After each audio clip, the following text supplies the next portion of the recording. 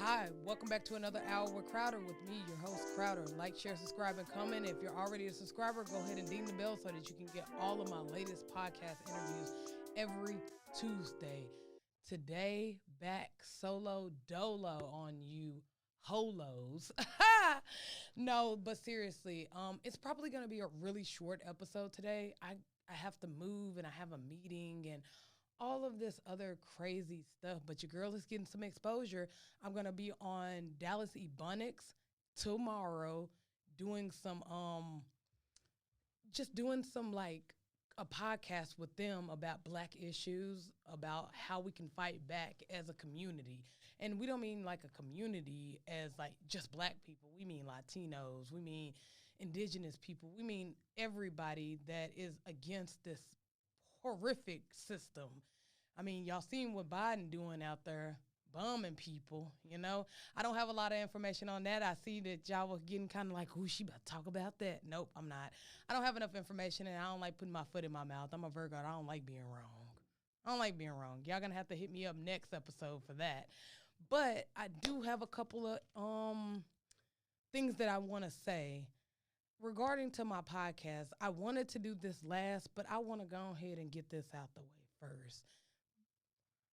I just feel like with my podcast, I have had so many changes. If you've been following me on my fan page, An Hour with Crowder, or my Twitter page, or now my TikTok page, or any of those social media platforms, you've seen the changes from the quality of it, from my style, from me being more loose in my episodes. And the only thing that I want to tell people is be patient with creators, especially new creators. Like, we're just figuring everything out.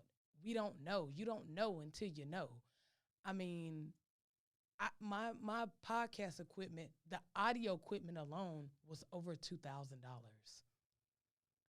Yeah, that sucks because I see people with audio equipment that cost less than 500, and here I did went and paid 2,000 for it, for something that I could have paid 500 for, and got even equal or better quality.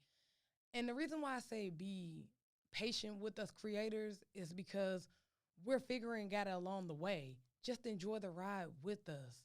I mean, I was just thinking about this in my truck as I was driving, that I've went through so many changes in this podcast, from hiring people to firing people, from bringing people on to taking people off the payroll. And it's just been such a crazy ass journey. And I've just noticed that honestly, people don't support you. People don't support the hustle that you do. Me, I'm a conversationalist. I don't want to put myself in the journalist realm because the journalist realm requires you to do extensive research. I do research on my guests, but it's not to dig up something on them. It's just to pretty much, dig into their life so that I can generate non-general questions. I hate so how did you start this up type of ass interview. Like, they could have found that shit on Google. Ask them some in-depth questions. That's why I research my guests. And this is no shade to anyone or any of my guests or just any potential guests. But it does bother me when people don't, show up on time, because I guarantee you, if Steve Harvey, if Vlad TV don't understand why niggas still going on his show, he's definitely the police. But if you did Vlad TV, you did Adam 21, you did Steve Harvey, you did The View, you would be there on time.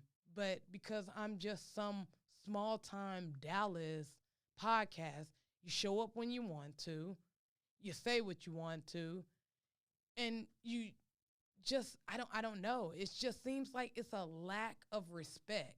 And whether you're a big podcast or a small podcast, or someone that's just getting in the game, or someone that's been in the game and is a vet, I should have the same respect as the person that is the vet. Because in the words of Erykah Badu, I'm an artist, or I'll twist it a little bit. I'm a creator, and I'm sensitive about my shit.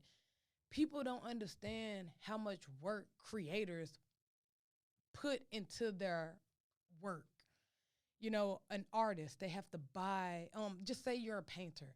You gotta buy the paint, you gotta buy the canvas, you gotta generate the image in your head, then you have to put it on paper, then you sell it, and then you got some asshole talking about $25 when you just spent over $25 just to paint this shit. Well, that's how I feel about my podcast. I just told y'all that I spent $2,000 on my audio equipment alone. My audio equipment alone. That's not including the art that you see behind me, the sound panels in this room, the curtains to keep the lights out so that I can have this good quality light, the high quality cameras, Canon. You know, I don't know how much I put into this, and it's just a major form of disrespect. And I'm not bitching. Don't take this as bitching.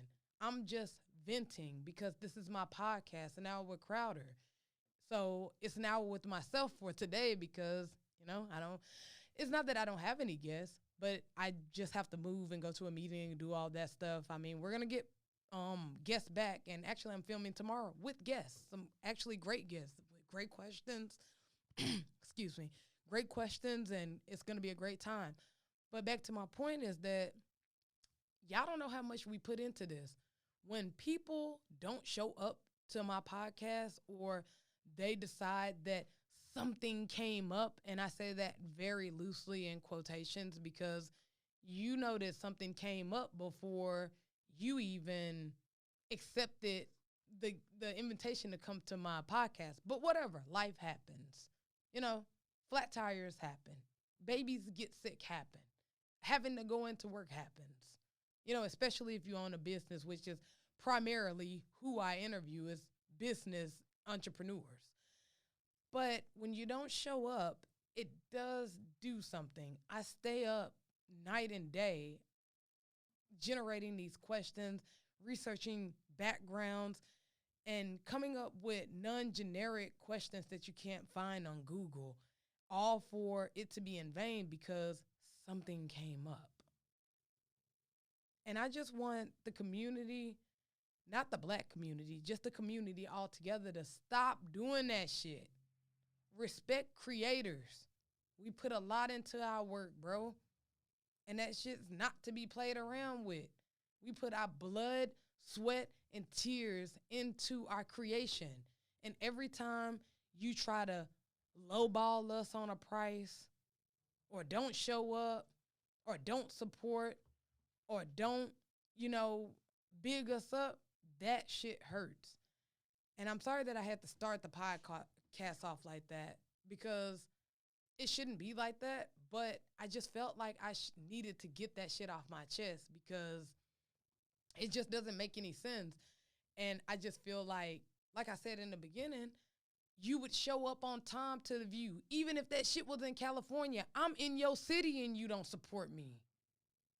How does that make the city look? You know why Atlanta is the Black Hollywood? Because they support each other.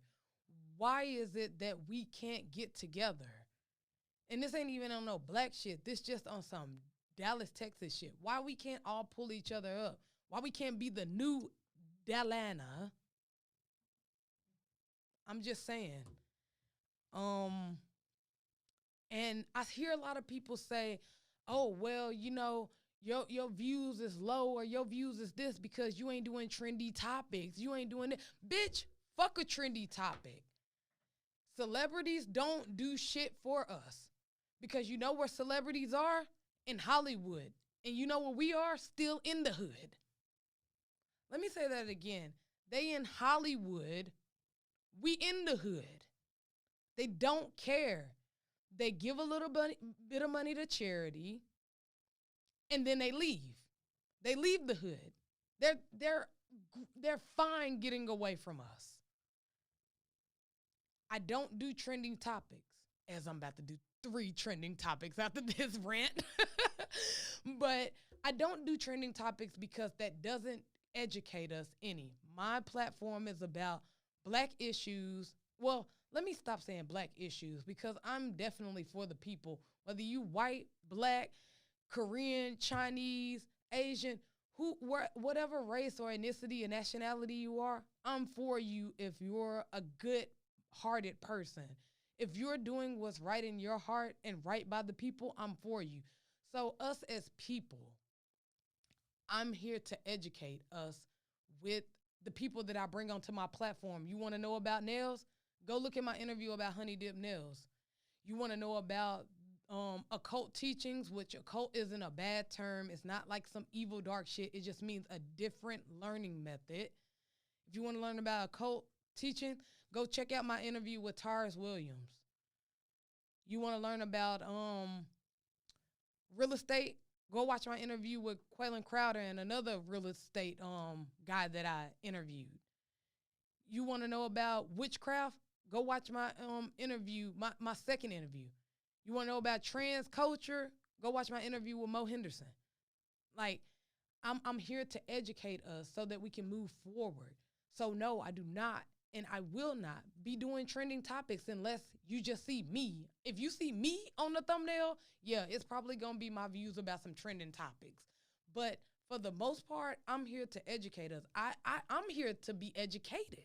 That's why I started this podcast. I wanted to know more. I love learning. I love knowing about different things that I don't know about. I'm a stud. I don't get my nails done. Why the fuck would I want to know about nails? But you know what? Somebody else out there might want to know about nails. And guess what? I learned a lot of stuff about nails when she was here that day. And I don't even get my nails done. Information is never wasted. It's only used. Even if you don't indulge in it, you could help somebody else. And that's what my platform is about. And secondly, why would I want to chase clout? And I know that that's the new wave of everything nowadays, chasing clout, interviewing people that's popping. I get that. I understand that. But what y'all don't understand is that when you interview those high volume, top tier, A-list, B-lister rappers, actresses, politicians, there's certain things that you can't ask them and you can't say, and they make you sign a contract. So if you go outside this contract, now you owe them money. All for an interview? Let me tell you something. I don't charge anybody. I haven't charged now guests to come on my show. Why? Because this is about bettering the people, educating the people. It's not about no money. And that's what people have to understand is that sometimes you got to put money to the side, especially when you're trying to do something for a bigger purpose. I'm here to uplift Dallas. I want Dallas to be the new Black Hollywood, like Atlanta is, you know? But a lot of people don't even ride your wave unless you interviewing somebody like Drake or Gunna or, Lil Baby or some shit like that. I love rappers, don't get me wrong, but we have enough rappers. I love actresses and actors, but we have enough of those. When are we going to start getting into the things that benefit us as a people, as the normal Joe Schmo? Because everybody's not going to be an actor, everybody's not going to be a basketball player, and everybody's not going to be a rapper. So when those dreams fall flat, what are you going to do to support yourself? Some of these people that have been on my platform probably can help you, just saying. But, I'm going to go ahead and end that on that note because I feel like it's getting ranty. But, the bottom line is, no, this is not a platform for gossip.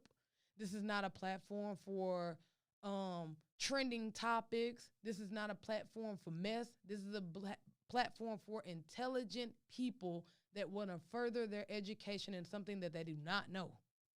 And if you're not down with that, I wish you well, and you can unsubscribe. I hope that you don't, because I'm just getting started, and I might have a Drake on here. I might have a Young Gunna on here. I might have a Little Baby on here. But till then, let's give some of these people that's actually just a regular person trying to make it, and they don't got no contract for me to sign, so I can ask them anything. I can ask them the hard questions. I can ask them how they felt about that, and I can ask them how this industry is and how it was to go to school and do this and do that. I can ask them that. because they ain't going to give me a contract before I even ask them a question. Let's take advantage of that knowledge right there, you know? But I know I've ran it too long. Ranty Crowder. But let's go ahead and get off into some trending topics. I'm sorry, you guys. It's just me by myself. So gotta go through some trending topics. Just my take on everything that didn't happen this week. You know, I'm here on a Friday, overly dedicated to you motherfuckers. Um, Here we go. The Carl Hart situation. I know that all of you, no, I don't expect all of you to know him. He's a neuroscientist at Columbia University. He openly and publicly on, and this isn't his first time saying it. If you're a fan of Joe Rogan, you've known him to advocate for recreational drug use. And one of his drugs of choice is heroin. Now, I didn't get the quote, but I'm going to paraphrase it. And the paraphrase is that he thinks that all drugs should be for recreational use and that drugs are for grown-ups and we should be able to do drugs. He actually has a book. I'm not sure what that book is, but it's something along the lines of drug use for grown-ups, I think. I think she's fact-checking it over there. But until she do, the paraphrase quote was Drug Use for Grown-Ups. Okay, that's the book if you want to go out and go read that. Carl Hart, Drug Use for Grown-Ups. He went along the lines of saying, there's nothing more than I enjoy at the end of a hard day than a couple of lines of heroin and sitting by my fireplace. Oh, it's so much to unpack here because if you know me, you know that I'm an ex-addict. I used to do drugs. I used to be on drugs, and I was a functioning addict. So it's very hard for me to, I understand where he's coming from, but it's hard for me to advocate that all drug use should be recreational. Okay, let's take it here. I'm going to go to the one part of the spectrum now. Okay, so the first part of the spectrum is looking at it from an addict's point of view. Me as an ex-addict, there is no such thing as being able to function on drugs. You can't function on drugs. Anything that alters your state of mind, whether it makes you feel good, bad, relax, not relax, amped up, whatever you want to call it, you can't do your job properly, or you can't do life. You can do your job properly because you take enough coke and you go into KFC. You know, that chicken gonna be cooking. But seriously, on a serious note, I used to be an addict, and yes, I did used to do a lot of drugs and go to work and pay my bills, and I never stole anything from anybody, and I never robbed or stealed or put anybody in a bad situation to get what I wanted for drugs. But I can definitely say that my life was out of order doing drugs. Even though I had my life together, it wasn't together, if that makes any sense. It's like, it's almost like an excuse, the perfect excuse of what I would call of no, actually I would call it like gratification. You grant yourself gratification because I can do drugs because I haven't missed a bill. I didn't rob from anybody. I didn't kill anybody. My life is still going the way that it was going before I got on drugs. But guess what? You still on drugs. If you can do all of that stuff off of drugs, why would you need to do those things on drugs? You know, why don't you just live your life sober? And I'm not just some uppity, prude that's like everybody should be sober. No, that's not me. Everybody should do what they want. But I'm not going to sit up here and act like drugs don't hurt people.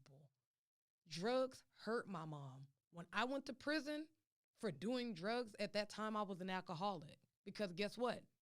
I told you I don't rob and I don't steal and I don't do nothing to put nobody in no jeopardy to harm them to get my drugs. So what did I turn into? I turned into alcohol. Alcohol's cheap.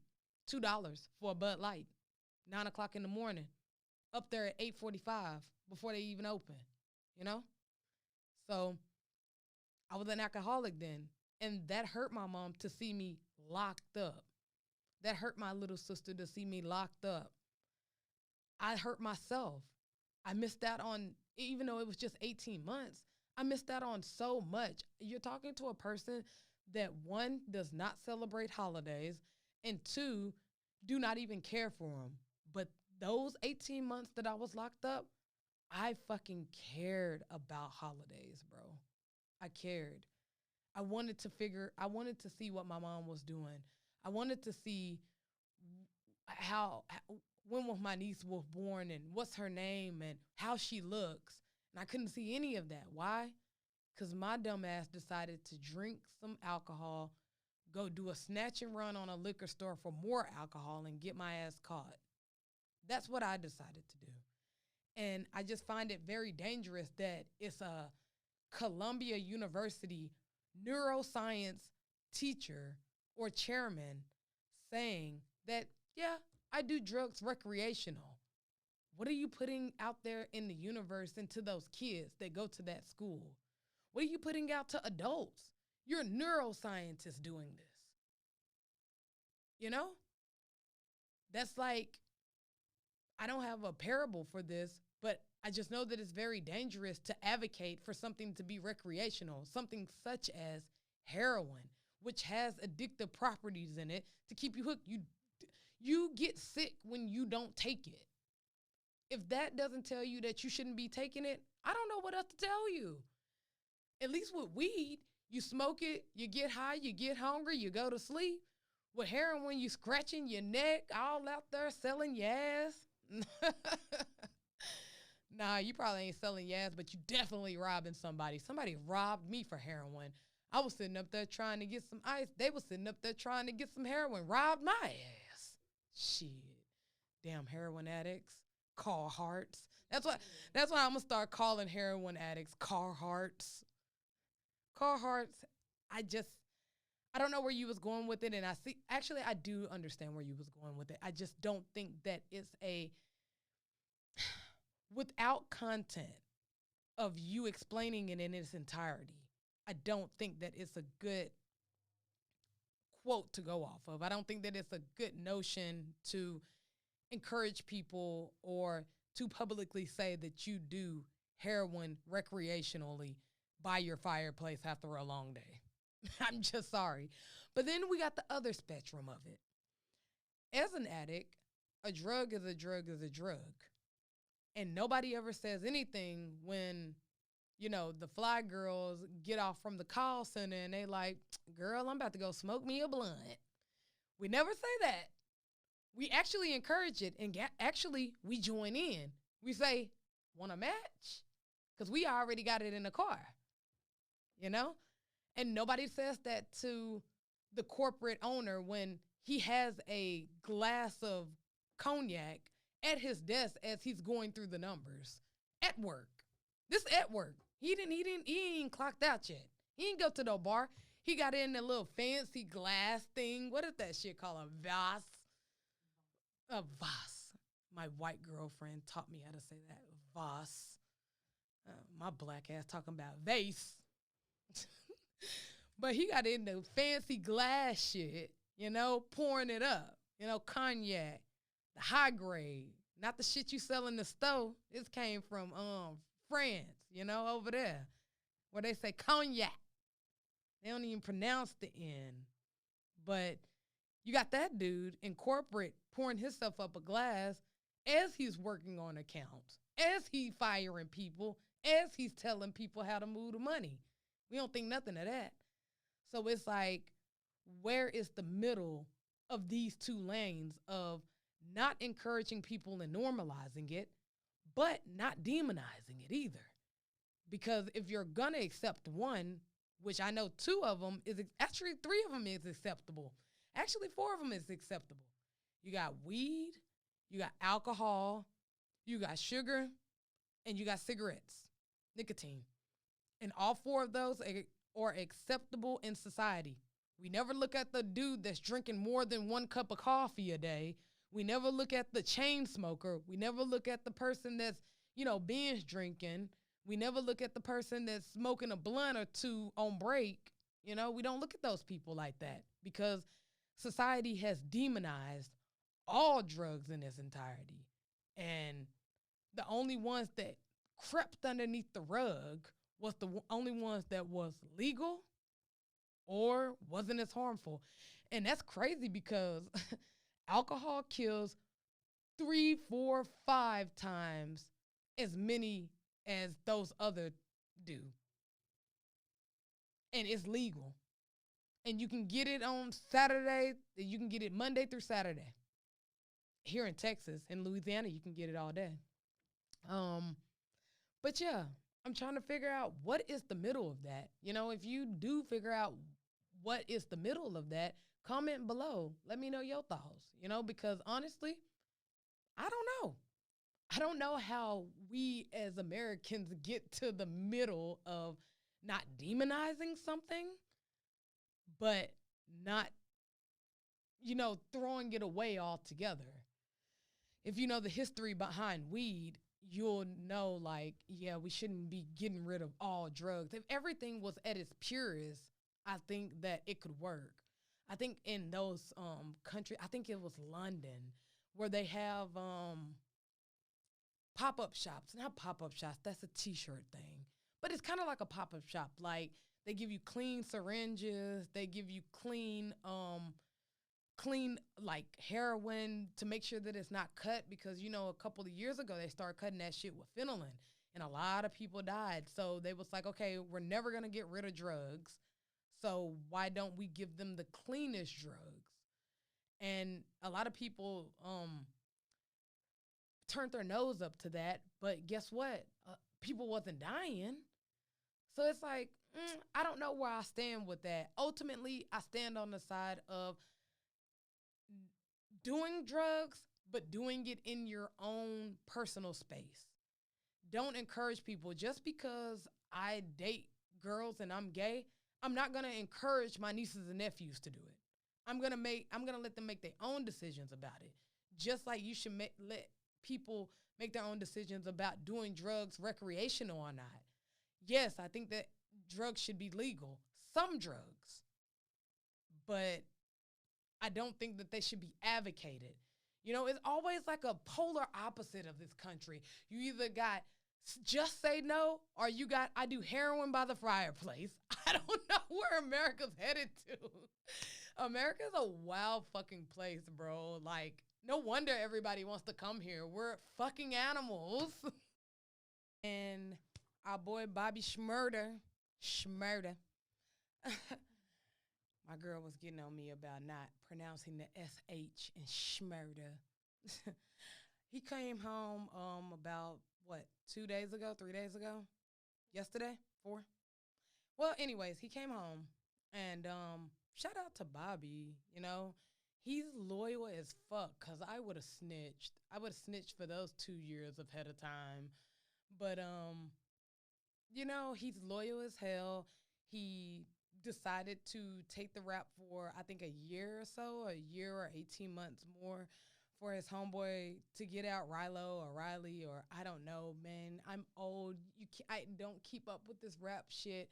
But I kept up with this rap shit because I found it, for one, very interesting how we reacted when Tekashi 6ix9ine got out of jail and when Bobby Shmurda and Kodak got out of jail. I find it interesting because of the culture of the no snitch. We have this culture of no snitch, and if you snitch, then fuck out of here, you're canceled, And I just, want to know, where did that theory of no snitching came from? I know that everybody has pretty much broken it down to, if you're in the streets and you're doing that street shit, then take your licks and, be a man. But if you're an innocent bystander, then you can snitch. And we all see 6ix9ine. That nigga's not street. I mean, he wears rainbow hair. You can't get any more pussy than that, you know? So he definitely probably wasn't wrapped up into that. If anything, he was with those guys for street cred, clout. I'm running with a real gang. That was a real gang that he was running with. It wasn't no make-believe shit. You know, yeah, you make believe the gangs in your school. Like this SOB, we the son of a bitches crowd. You know, like that shit that you make up in high school and shit and you roam with your girls or your niggas. Like, it wasn't that shit. Like, they was really doing shit, bro. So, I don't know with that. I mean, I seen some of the paperwork in behind it. And a couple of people, me personally, I'm not watching the documentary. I just feel like doing documentaries early on in rappers' career is like boo-boo. Like, they haven't even went through enough to even document it. You know, they haven't even died. You know, they're literally telling their whole life already on Instagram. Why the fuck would I want to go see it on Netflix or fucking Hulu? But anyways, I seen it a very different correlation of when 6ix9ine got out and when Bobby Shmurda and Kodak Black got out. Kodak Black and Bobby Shmurda and Rilo O'Reilly or whatever his name was, they got rewarded as to 6ix9ine got, you know, kind of bashed. He got called a rat and all that, and he very is a rat. You know, he snitched. You know, and I'm not in that street shit. You know, I didn't go to jail for street shit. I went to jail for being an addict, so I don't know what that lifestyle is like. But I will say that this culture, rap culture, have a very bad habit of rewarding bad behavior. I mean, I'm not taking away from anything of the homecoming of those two gentlemen because everybody deserves to see the light of day. Everybody deserves to see their family. Nobody deserves to be locked up in a cage like an animal, not even the animals. But it's this thing with rap culture that we reward bad behavior. We love to see niggas go in the pen. Not actually, we love to see it. We grieve when they go into the pen, and then when they get out, we shower them with gifts. But my whole thing is, where was the OGs? Where was the GDs? Where was these upstanding guys that are gifting Kim and showering Kim with all of this love and favor at when he went to prison? What happened before that happened? Before the prison happened? Before they got locked up? I just don't understand why no one's stepping in. And before anybody say, well, you know, they could have been there before you stepped in. No, they couldn't have, because it wouldn't have happened if they was already there. There's no way that my little sister is going to do some fucked up shit and I'm talking to her daily every day. She might, but that means that my influence is weak on her. So what happened between them showering Kim with gifts when he got out, but nowhere to be found when he's doing all this fuck shit? And yeah, the Bobby Shmurda thing happened way before he even got famous, but the Kodak Black thing happened while he was famous. Why wasn't it anyone there to help that young man? I know Master P was helping him, but we know how it is when younger culture, it clashes with older culture because younger people feel like older people don't know how it feel. Well, nothing is new under the sun. You probably should listen to them. They know a thing or two about this thing called life, you know? But it's like, I just want these men that are in the same age range. Like, if you 27 and you see young bro wilding out at 22, go check on the nigga. You got a private jet. It ain't gonna take you nothing but 5 hours to get there anyway. Go check on that man. Go see what he's doing. Go see how he's feeling. Go see what he's thinking. Why are you doing this? Why are you carrying guns? Why are you carrying crack? Why are you still in the street with $1 million deal on the table? Why? You know how many niggas in the hood would kill to even have half of that deal? And you're blowing it away because you think that the street cred life is the thing. Fuck street cred when I got $100 million deal on the table. And that's just how I feel about it. That's honestly why I didn't care that 6ix9ine snitched. I would have too. He was looking at 60 years in jail or some crazy astronomical number of like, he's a kid, first off. And second, he's thinking about his life after this. 60 years in jail? And he's looking at federal charges. I don't know if anybody knows anything about jail, but federal is day for day. There's no good time. You know, I got out on good time, and even with good time, I got out 1 month before. So it's like, I'm not advocating snitching, especially if you're doing that street shit, but I'm saying I can't fault him either for snitching, you know? And for the people that don't snitch, I really uphold them because that means that you have the strongest bond with your niggas, and I hope that your niggas took care of you. Obviously, they did because you got flown on a PJ and you got money and, you know, you got record deals and people are trying to collab with you. But just know that you don't have to do those things to fit in or to establish your street cred. If you going to prison isn't street cred enough, fuck out of here. Meek Mill it. Run away and say, you niggas are trying to lock me up. You niggas are stunned. Like, do that. I don't care. I'd rather be a punk and free than a gangster and in jail. And that's straight up facts, yo. But, yeah, shout out to that man. Y'all look out for those little OGs and be the big OG that y'all need to be for these young men and young women. You know, Cardi B, if you see some girls out here wilding, doing some crazy shit. What was that one girl from the, not Ghetto Girls, I fucked up. City Girls. Yeah, JT, didn't she go to jail? Who was there? What happened? Why wasn't anybody there to say, hey, yo, you wildin', chill out? Why is you wildin', chill out such a bad thing to say to someone that's actually wilding and need to chill out? I know, I get it. It's you need that clout to be in the public eye all the time. But you know what? That public clout, that street cred, that street currency don't pay you out of jail. You're in there. Once you're in there, you're in there. Your celebrity status means nothing when you're all wearing orange or green and gray if you're in Lusterics. But yeah, shout out to them.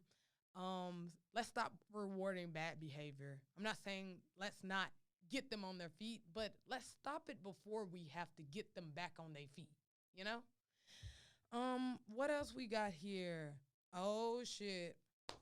Now, I don't really do this, but it is some things that occurred online last week, or actually yesterday. I'm filming this Friday. Y'all will see this Tuesday.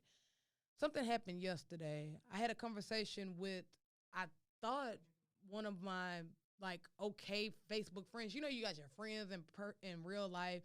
Then you got your kind of, like, so-called friends. And then you got your Facebook friends that's, like, cooler than your real friends or your other friends or whatever. And it was just I felt like an intellectual discourse. You know, we building, you saying some shit, I'm saying some shit. We ain't arguing back and forth. We just building, you know, on a topic, you know, and he ended up blocking me, long story short. He blocked me, and that shit, it didn't hurt my feelings because I don't never give energy to this internet shit. It's the internet, bro. You know, I don't know you from a can of paint, you know? So I don't really care, but I'm about to make a point out of this.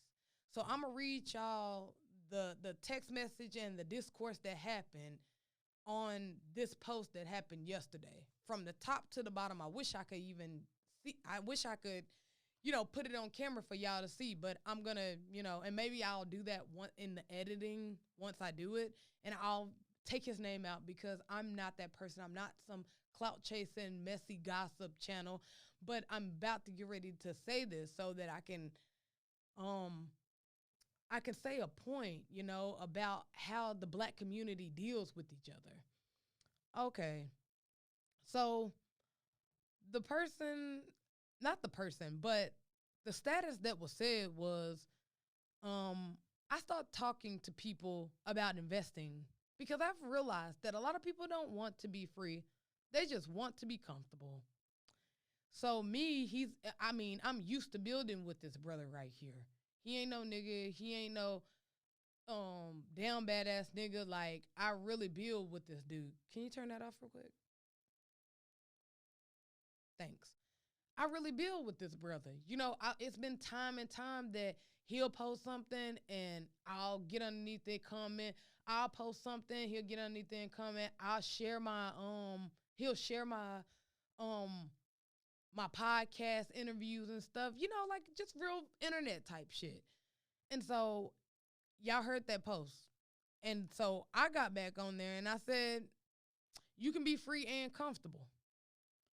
He quoted, that doesn't exist. Maybe in make-believe land. And so I said, why is money equal to free? There's people that's billionaires and are still a slave. Just to name a few, politicians, rappers, and athletes, are they wealthy and free? He said, you asking questions that truly have no relevance to the topic at hand. Freedom ain't free, period. So what type of free, quote unquote, are you talking about?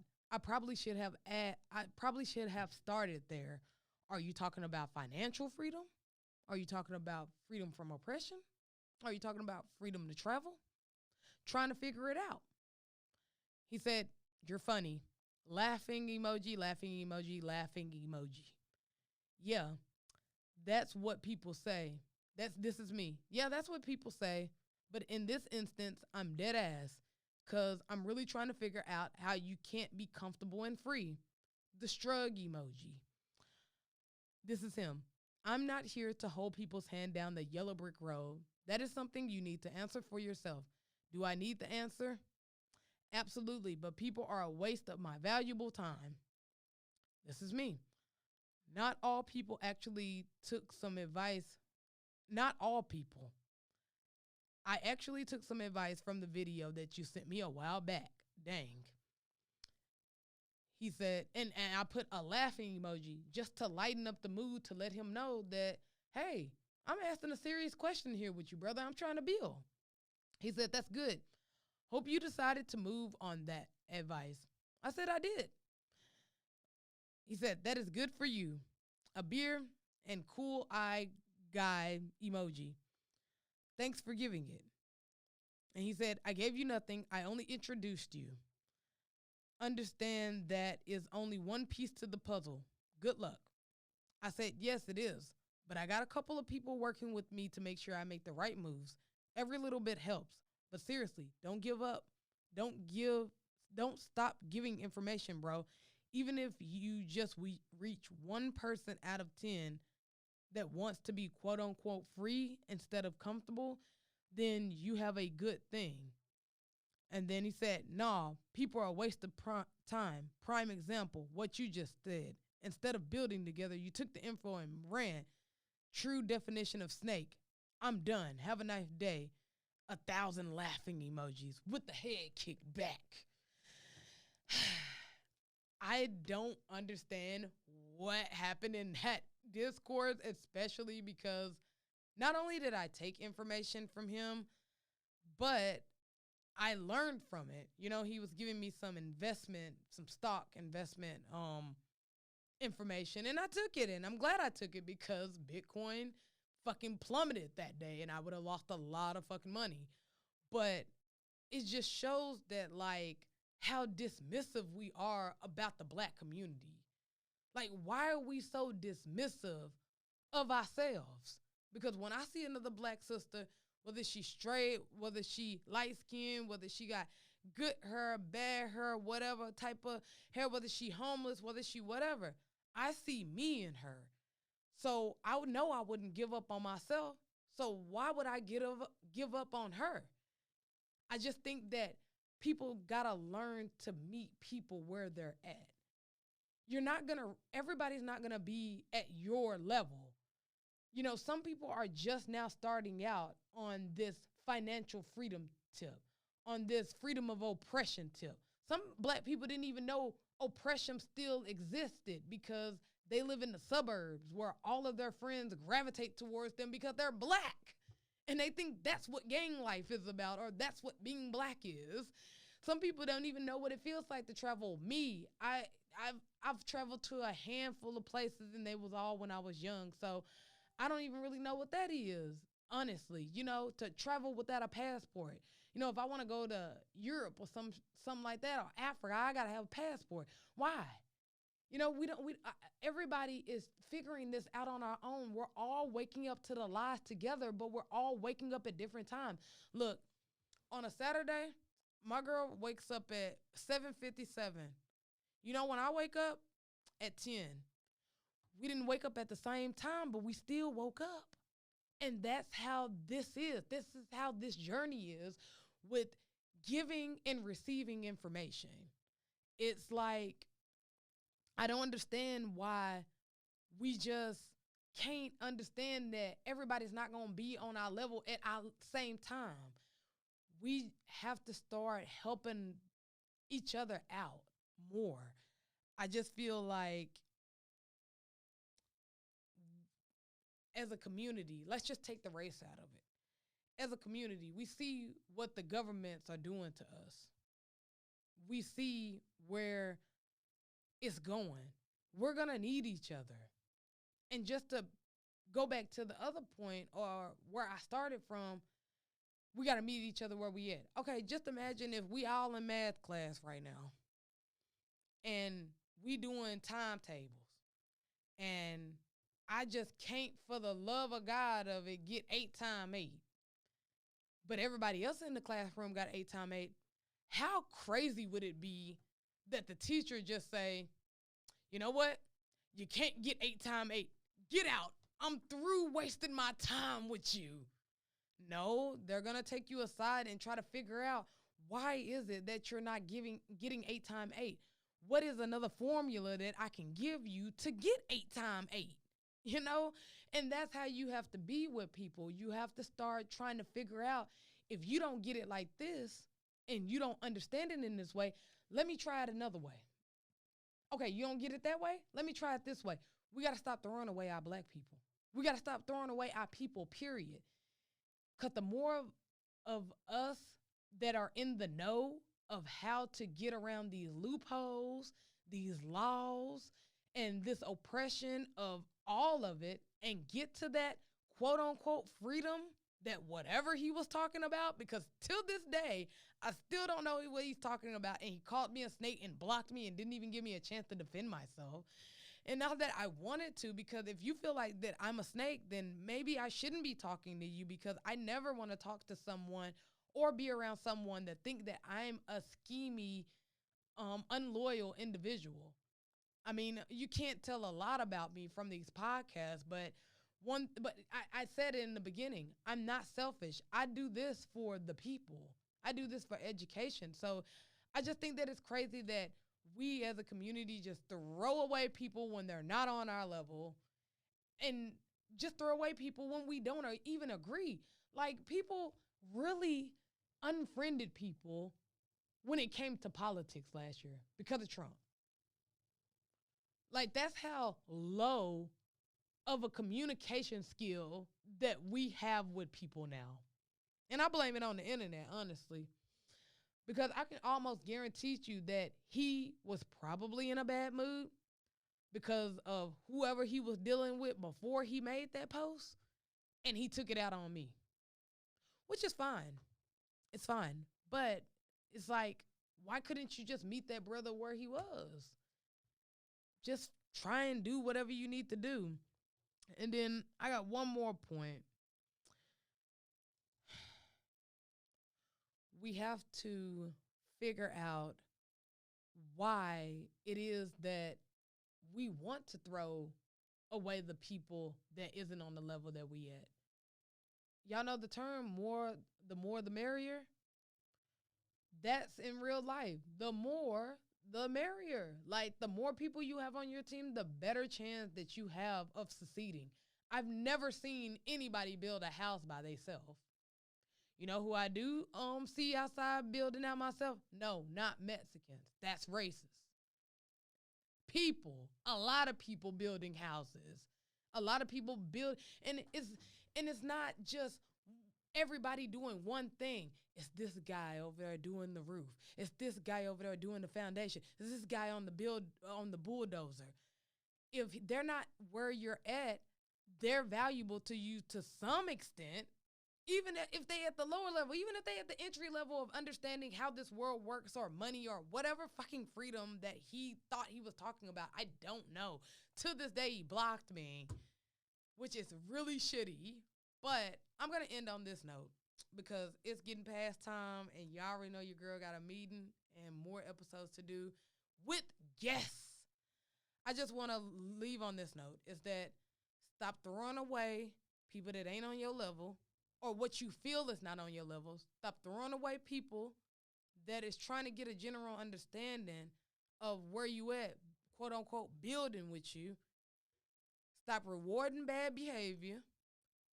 Drugs is not fucking recreational in public. And y'all just have a good time and party. That was a bad ending. Y'all just peace, love, and light. I don't even know what to end it. That is episode 35. We at 35, right?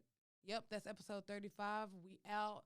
Follow me on all streaming platforms, An Hour with Crowder. So that's Google Play, that's your Anchor, that's your Apple Apple Podcast. That is pretty much all of those streaming platforms. This is way too many to fucking name. If you got it on your phone, click in An Hour with Crowder. Go ahead and follow me on all social media platforms, which is Twitter, Crowder the Great, and An Hour with Crowder for Facebook and Instagram. I got a little TikTok, but it's under construction, y'all. So I ain't gonna give y'all that link. But when it gets out of construction, I'm definitely gonna link that in the description. All of that other stuff that I said, like my streaming platform and my social media links, will be in my description. And we out.